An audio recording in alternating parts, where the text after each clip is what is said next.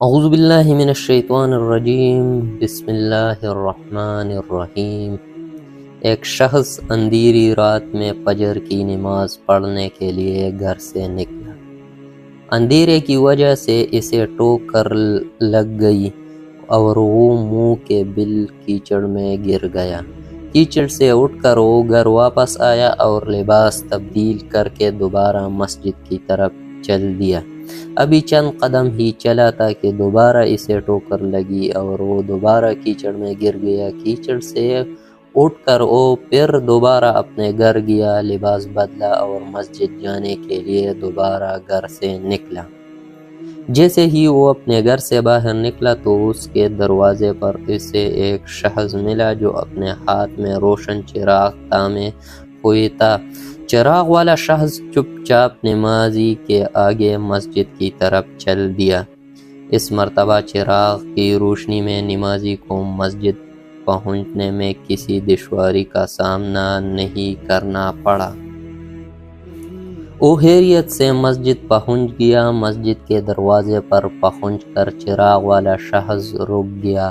نمازی اسے چھوڑ کر مسجد داخل ہو گیا اور نمازی ادا کرنے لگا۔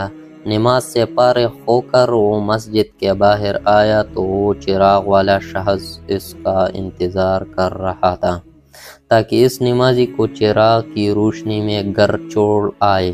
جب نمازی گھر پہنچ گیا تو نمازی نے اجنبی شخص سے پوچھا، آپ کون ہیں؟ اجنبی بولا، سچ بتاؤ تو میں ابلیس ہوں۔ نمازی کی تو حیرت کی انتہا نہ رہی۔ اس اجنبی کی یہ بات سن کر نمازی سوچنے لگا، ابلیس شیطان کیسے مجھے مسجد تک چھوڑ سکتا ہے؟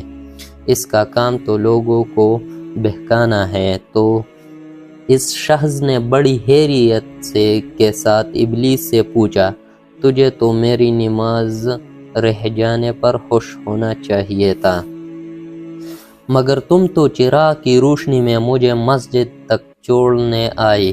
ابلیس نے جواب دیا کہ جب تمہیں پہلی ٹھوکر لگی اور تم لباس تبدیل کر کے مسجد کی طرف پلٹے تو اللہ نے تیرے سارے گناہ معاف فرما دیے۔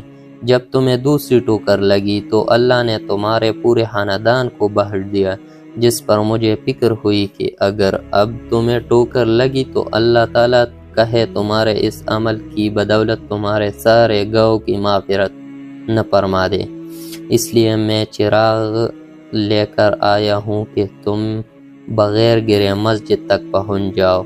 اس شخص نے جیسے ہی یہ بات سنی تو اس نے اللہ تعالیٰ کے بارگاہ میں اپنا سر جھکا کر اللہ کا شکر ادا کیا۔ تو دوستو، یہ ہے ہمارے رب کی شان، سبحان اللہ۔